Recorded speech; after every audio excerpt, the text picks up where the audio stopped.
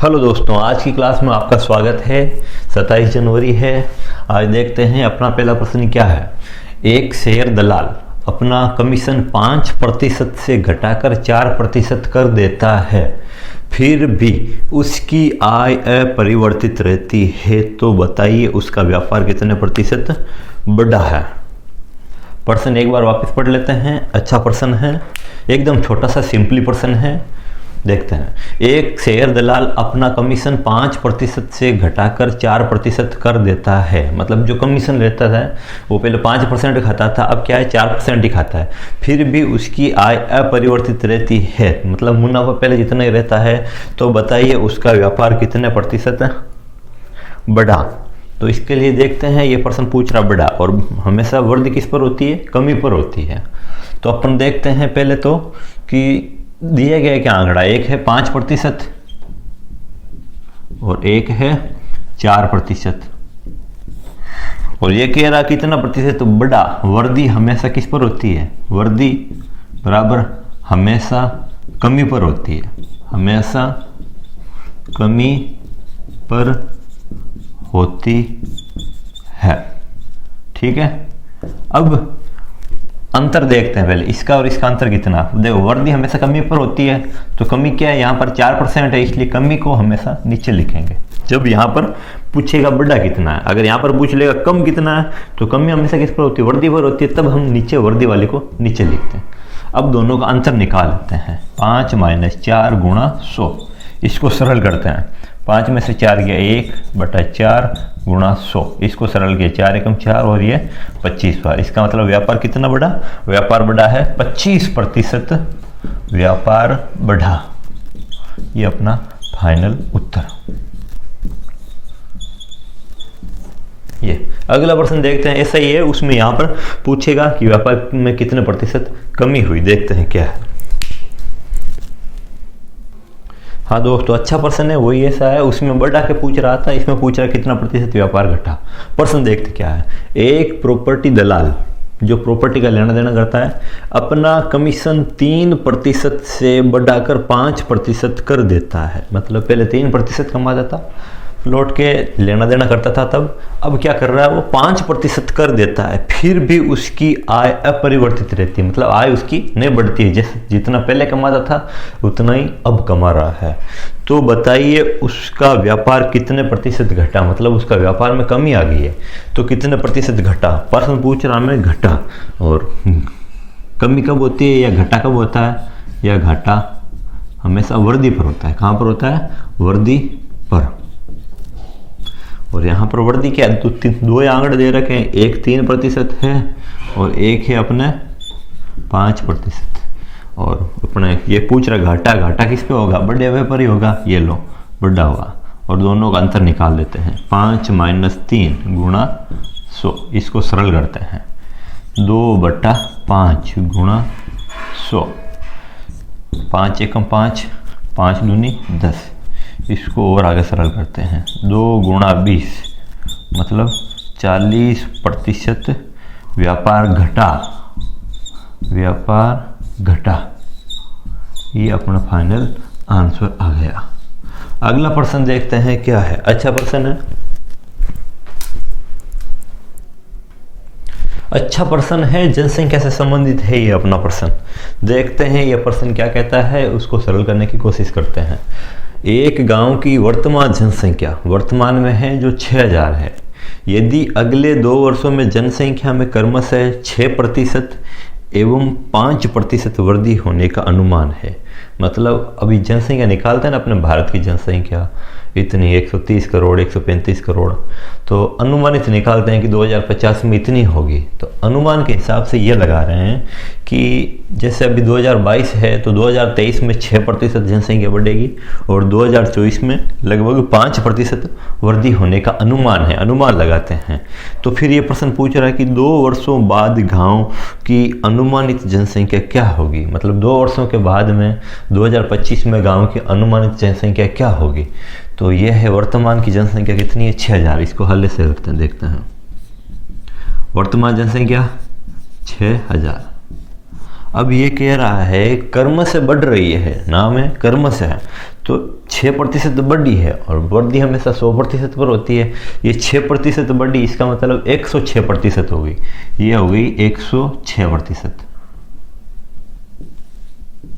प्रतिशत का चिन्ह हटाने के लिए 100 से भाग। फिर आगे क्या कह रहा है, अगली साल 5% बढ़ी, मतलब 100 थी, 100 से 105% हुई, 105%, प्रतिशत का चिन्ह हटाने के लिए 100 का भाग।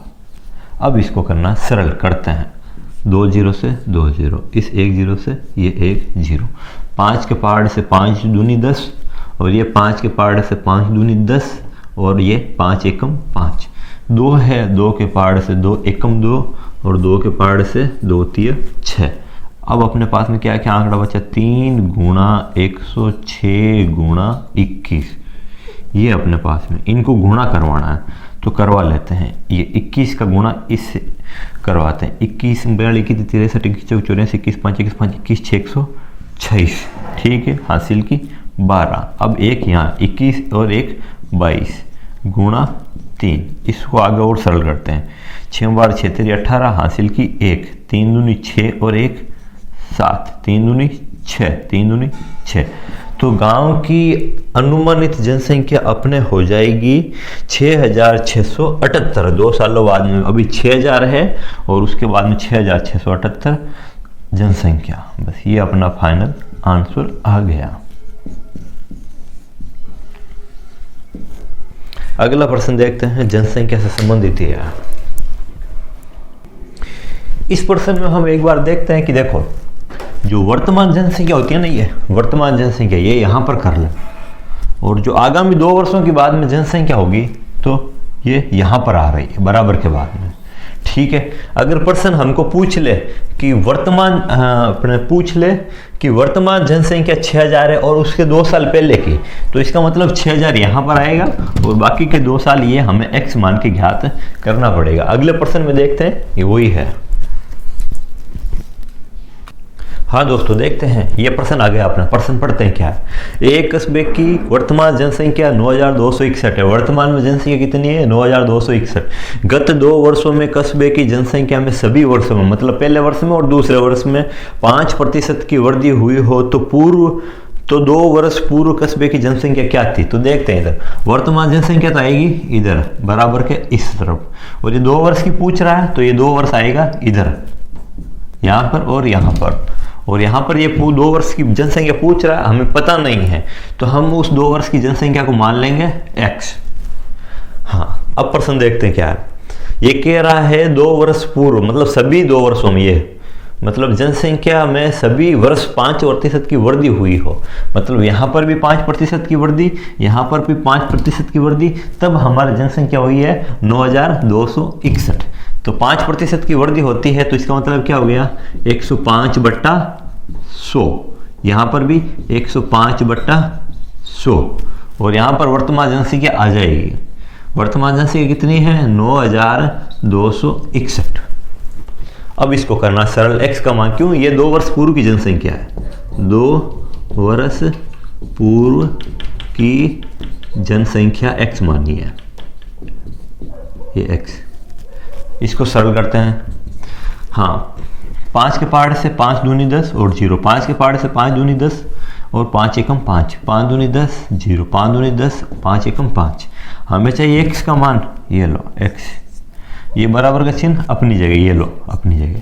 अब ये हर है ना, ये हर इससे वज्र गुणा हो जाएगा, क्यों? यहाँ पर नीचे 1 है तो यहाँ पर 9261 बट्टा, अब देखो हर में ये अंश में ना, ये हर गुणा होंगे, गुणा 20 गुणा 20, इसको सरल करना। और ये 21 और 21 है तो 21 गुणा 21, इसको करना। यहाँ पर जो हर में है, अंश में है, उसको हर में लेकर आ जाएंगे, वज्र गुणा हो गया।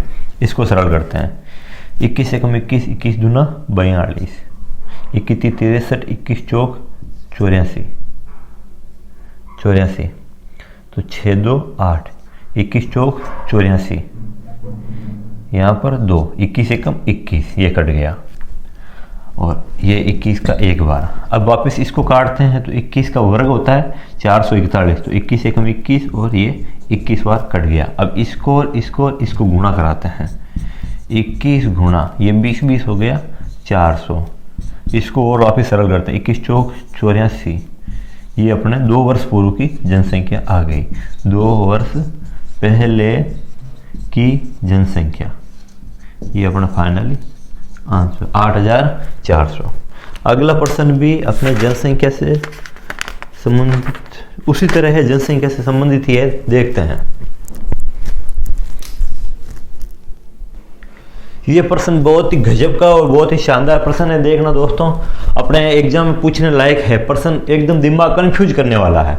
क्या है देखते हैं। एक गांव की वर्तमान जनसंख्या 12,000 है। वर्तमान जनसंख्या क्या है? 12,000 है। यदि पुरुषों की संख्या में 5% एवं महिलाओं की संख्या में 11% वृद्धि हो जाए तो गांव की कुल जनसंख्या 12,900 होगी।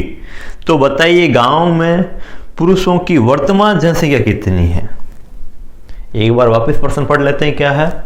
एक गांव की वर्तमान जनसंख्या 12,000 है। यदि पुरुषों की संख्या में 5% एवं महिलाओं की संख्या में 11% वृद्धि हो जाए तो गांव की कुल जनसंख्या 12,900 होगी। तो बताइए गांव में पुरुषों की वर्तमान जनसंख्या कितनी है? तो अपन पहले तो देखते हैं भाई, वृद्धि हो रही है तो टोटल कितनी वृद्धि हो रही है, कुल वृद्धि कितनी हो रही है? 12,000 है और ये आ जाती है 12,900 पे। क्या है? 12,900 पे। पहले तो हम वृद्धि निकालते हैं, तो अपन देखते हैं कि 12,000 से 12,900 हुई है। तो इसका मतलब क्या है कि वृद्धि कितनी हुई है? 900 की। वृद्धि बराबर 900 की। किस पर हुई है? किस पर हुई? तो अपन देखते हैं 12,000 पर। तो अब प्रतिशत निकालते हैं। प्रतिशत बराबर कितना होगा? तो इसको लिखेंगे ऊपर 900। किस पर वृद्धि हुई? 12,000 पर, गुणा 100। इसका प्रतिशत निकालते हैं। 2 जीरो से 2 जीरो कैंसिल, 1 जीरो से 1 जीरो कैंसिल, 3 के पार से 3 चौक 12, 3 तरीके 9 और 0, और ये 15 बट्टा क्यों 2 के पार से ये 15 बार और 2 के पार से 2 बार, 15 बट्टा 2, मतलब 7.5% वृद्धि। कुल वृद्धि है ना, कुल वृद्धि प्रतिशत में कुल वृद्धि हुई। अब हम क्या करेंगे? अनुपात निकालेंगे पुरुषों की और महिलाओं की संख्याओं का। देखते हैं कैसे। तो एक तरफ लिख लेते हैं अपन पुरुष और एक तरफ लिख लेते हैं महिला। तो अपन यहाँ पर लिख लेते हैं पुरुष। क्या लिख दिया? पुरुष। और यहाँ पर लिख दिया महिला। थोड़ा ऊपर लिख लेते हैं, पुरुष और महिला। यहाँ पर पुरुष और यहाँ पर महिला। पुरुष का अनुपात, अब जो जहाँ नीचे तक आएगा पुरुषों का अनुपात और यहाँ पर आएगा महिलाओं का अनुपात। पुरुष कितने हैं यहाँ पर? पुरुषों की संख्या में 5%, ये लो, ये कर दिया 5%, और महिलाओं की संख्या में 11%, ये 11%। और कुल वृद्धि कितनी हुई है? 7.5 हुई है। तो 7.5 को यहाँ पर लिखेंगे बीच में, 7.5%। अब हम क्या करेंगे? वर्तमान अनुपात निकालेंगे। मतलब ये हमेशा इस चीज़ का ध्यान रखना, नोट यहाँ लिख देता हूँ, चूंकि हमेशा ज़्यादा में से कम घटाएंगे, ज़्यादा में से कम घटाएंगे। देखो कैसे घटाएंगे। ये 11 है, 11 में से 7.5 घटाएंगे। तो 7.5 घटाते, 11 में से 7 गए 4, 4 में से 0.5 और गया तो 3.5। ओके, अब है यहाँ, इसमें से घटाते हैं। ठीक है, अब इसका मान यहाँ पर लाएंगे। तो हम क्या करेंगे? ये ज़्यादा है, ज़्यादा में से कम घटाएंगे। 7 में से 5 गया 2, और ये एक्स्ट्रा 0.5 है तो ये हो गया 2.5। ये अब हमें अनुपात चाहिए, तो ये देखो अनुपात ये आया। अब इसको थोड़ा सरल अनुपात बदल लेते हैं। पॉइंट से पॉइंट गया, 5 के पहाड़ से 5 7 35, 5 5 25, तो ये अनुपात आ गया। ये क्या गया? वर्तमान अनुपात। ये और अब हमें क्या पूछ रहा है कि पुरुषों की वर्तमान जनसंख्या कितनी है, तो यहाँ पर पुरुष कितने हैं, ये रहे। तो अनुपातों का योग कितना होगा, योग अनुपातों का योग 12।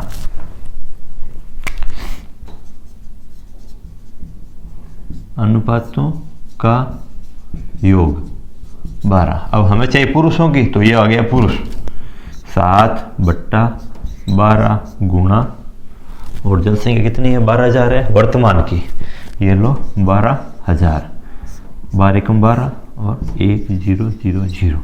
तो पुरुष कितने हो गए, 7 गुणा 1000, मतलब 7,000 पुरुष। ये अपने फाइनल आंसर। अगर महिलाओं का पूछेगा तो महिलाएं हो जाएगी 5,000। ये अपना फाइनल उत्तर आ गया है। अगला प्रश्न देखते हैं, फर्नीचर वगैरह से संबंधित है, इसी प्रकार का है।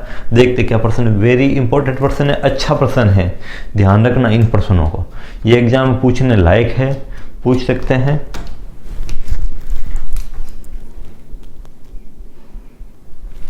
हाँ, ये प्रश्न भी अपने जनसंख्या की तरह ही है। ये पूछ रहा है यदि फर्नीचर का 2 वर्ष पूर्व मूल्य 16,000 था, ये पूर्व वाला इधर आएगा, और वर्तमान का पूछ रहा है तो वर्तमान का इधर आएगा, पूर्व और वर्तमान। हाँ, पूर्व मूल्य कितना था, 16,000 रुपये, गुणा ये कह रहा है यदि 2 वर्षों में फर्नीचर में 20% की वृद्धि हुई, मतलब 120/100 गुणा 100 में जोड़ा है 20। अब ये कह रहा है 10% कमी हुई, मतलब 100 में से 10 घटाएंगे, मतलब 90/100 बराबर क्या होगा। अब इसको सरल करेंगे तब आएगा उत्तर। 3 जीरो से ये 0, ये इस 1 जीरो से ये 1 जीरो, ऊपर क्या है 16 गुणा 120 गुणा 9। इसको सरल करते हैं तो इसको और इसको गुणा कराते हैं, 9 छन 54 हासिल की 5, 9 5 14।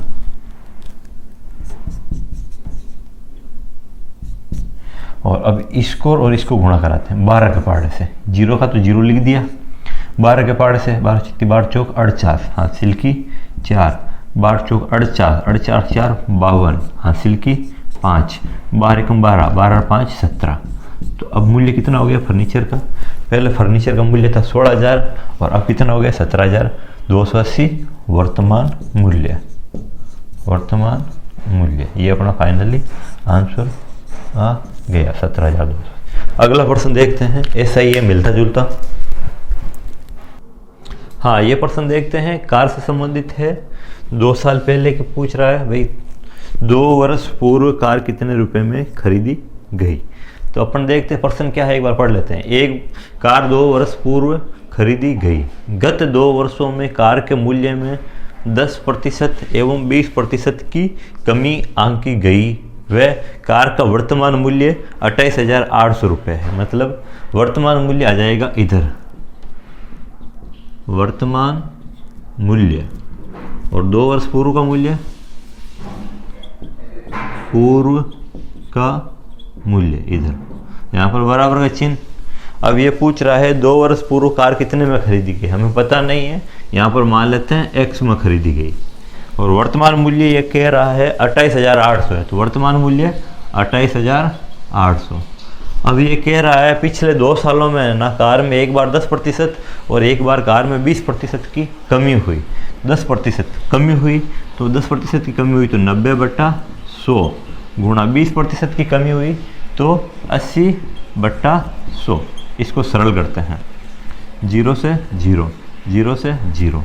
अब यहाँ वज्र गुणा करा देते हैं, वज्र गुणा कराते हैं, हमें x का मान चाहिए, x बराबर ये है 28,800, 28,800 गुणा ये हर में क्या है 10 10 10 गुणा 10 बट्टा ये अंश में है 9 और 8, तो 9 गुणा 8। इसको सरल करते हैं, 9 के पहाड़ से 9 एकम 9, 9 3 27, पीछे बच्चा 1, 9 दूनी 18, 0 0 0 0। ये अब 8 के पहाड़ से 8 एकम 8, ये 8 चौक 32, 1 0 2 0 1 2।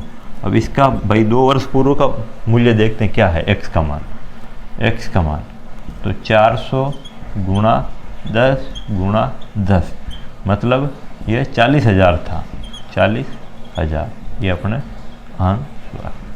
2 साल पहले कार कितने में खरीदी थी? 40,000 में खरीदी, यहाँ पर आएगा 40,000। फिर ये कह रहा है कि कार के मूल्य में इतनी कमी हुई, इतनी कमी हुई, तो फाइनली अपने वर्तमान का मूल्य पूछ ले तो ये 28,800 आ जाएगा। अगला प्रश्न देखते हैं क्या है।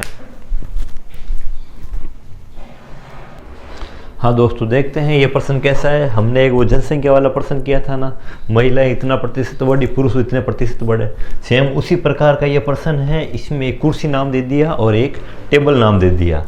पढ़ते हैं प्रश्न क्या है। एक कुर्सी व एक टेबल का कुल मूल्य है 4800 रुपये, दोनों का मूल्य, ठीक है। मतलब जनसंख्या थी ना भाई, कुल जनसंख्या इतनी है। वैसे ही कुर्सी के मूल्य में 6% की कमी क्या हुई है? कुर्सी के मूल्य में 6% की कमी व टेबल के मूल्य में 10% की वृद्धि हुई है। वृद्धि करने पर इनका कुल मूल्य कितना हो जाता है? 5,040 रुपये होता है। तो एक टेबल का वर्तमान मूल्य क्या है? ये क्या पूछ रहा है? टेबल का वर्तमान मूल्य, एक टेबल का। 2 टेबल का पूछे तो 2 से गुणा करवा देते हैं। ये पूछ रहा है टेबल का वर्तमान मूल्य क्या है। तो अब इस प्रश्न में पहले तो हम देखते हैं वृद्धि कितनी हुई है, कितने प्रतिशत वृद्धि हुई है। 4800 है और ये हो गया 5,040। देखो 5,040 से 48 से 5,040 बना, वृद्धि कितनी हुई है? 0 से 0, 4 से 4, 10 में से 8 गया 2, 4 में से 4 गया 0। तो वृद्धि कितनी हुई है? 240 रुपये की। और वृद्धि हुई किस पे है? वृद्धि 4800 पे हुई। तो प्रतिशत निकालते हैं। 240 बट्टा 4800 गुणा 100, 2 0 से 2 0, 24 के पार्ट से 24 एकम 24 और 0, 24 के पार्ट से 24 दूना 48, ये आया 10/2। इसका मतलब 5% क्या हुई है? वृद्धि हुई है। क्या हुई है? 5% वृद्धि हुई है। देखते हैं। और उसके बाद में ये क्या कह रहा है कि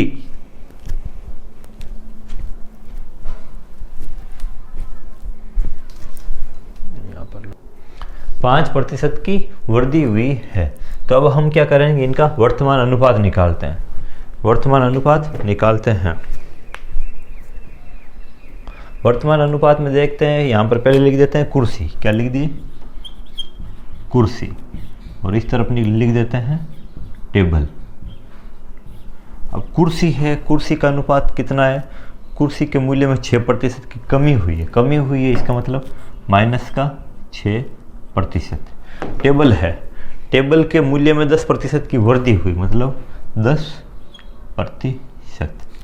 अब टोटल वृद्धि कितनी हुई है? वृद्धि हुई, कुल वृद्धि है ना, ये कुल वृद्धि 5% हुई है। इसको बीच में लिख देते हैं यहाँ पर 5%। अब यहाँ पर एक इम्पोर्टेंट बात है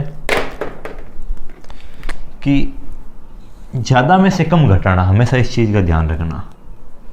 ज़्यादा में से कम घटाना। अब इसी रूल को फॉलो करते हुए अपन क्या देखते हैं? इसी रूल को फॉलो करते हुए अपन देखते हैं ज़्यादा क्या है यहाँ पर। अब इसको घटा लेते हैं, तो इसमें से इसको घटाते हैं। ज़्यादा क्या 10 है, 10 में से 5 गया, तो यहाँ पर 5% या 5 लिख दो, क्यों हमें तो अनुपात चाहिए। वैसे भी प्रतिशत से प्रतिशत कैंसिल हो जाता है। और अब ये कह रहा है ज़्यादा में से कम घटाना है, तो ज़्यादा क्या है? ये 5 है और ये घटाएंगे, मतलब 5 में से क्या घटाएंगे? माइनस का 6 घटाएंगे। देखो तो 5 ये माइनस माइनस हो गया प्लस 6, इसका मतलब 11। तो इसका मान कितना आएगा? इसका मान आएगा 11। अब ये आ गया अपन के अनुपात। क्या आ गया है? अनुपात। अब इसको यहाँ पर यहाँ सरल कर लेंगे, इधर छोटी सी।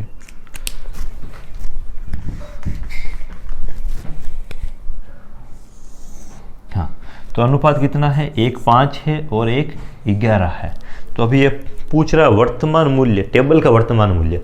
टेबल क्या है? टेबल ये है। टेबल का अनुपात कितना है? 11 बट्टा कुल अनुपात कितना है? 11 और 5 16 गुणा वर्तमान मूल्य कितना है?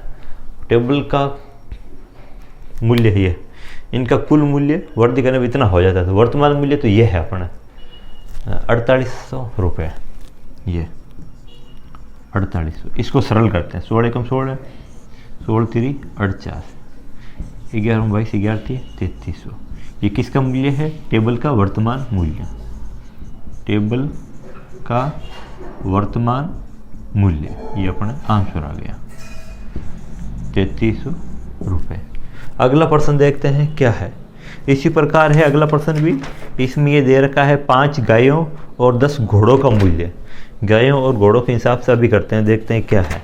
उसके बाद में अगली जो क्लास होगी उसमें मिश्रण से संबंधित प्रश्न करेंगे। अब लास्ट प्रश्न है इस क्लास का, देखते हैं क्या है। आपके सामने बहुत ही गजब का शानदार प्रश्न है, देखते हैं क्या प्रश्न है। ये 5 गायों और 10 घोड़ों का मूल्य 60,000 रुपये है। 5 गाय है और 10 घोड़े हैं, उनका मूल्य कितना है? 60,000 रुपये है, वर्तमान मूल्य है ये। यदि गायों के मूल्य में 20% व घोड़ों के मूल्य में 10% की वृद्धि कर दी जाए तो इनका कुल मूल्य बढ़ जाता है, हो जाता है 60,000 से 67,800 रुपये हो जाता है। तो एक गाय का वर्तमान मूल्य क्या है? क्या पूछ रहा है? एक गाय का वर्तमान मूल्य क्या है? देखते हैं कैसे सरल करते हैं। पहले तो अपन देखते हैं भाई वृद्धि हुई है, तो पहले कुल वृद्धि प्रतिशत निकालते कितनी वृद्धि हुई है। तो 60,000 है और यहाँ पर हो जाता है 67,000, तो वृद्धि कितनी हो रही है? 7,800 की। वृद्धि कितनी हो रही है? 67,800 है, तो इसमें 60,000 घटाते हैं, कितना हो गया? 7,800 रुपये वृद्धि हुई है। अब हमें इसका प्रतिशत निकालना है। ये लो, पर वृद्धि किस पर हो रही है? 60,000 पर हो रही है, इसलिए 60,000 को रखेंगे नीचे और ऊपर लिखेंगे 7,800 गुणा 100। इसको सरल करते हैं, 2 जीरो से 2 जीरो, ये 2 जीरो से 2 जीरो, 6 एकम 6, 6 दूनी 12, 6 3 18, 13 पाड़े से हो गया 13% वृद्धि। अब यहाँ पर रखेंगे गाय और यहाँ घोड़ा है, यहाँ पर लिख देते हैं गाय और यहाँ पर लिख देते हैं घोड़े।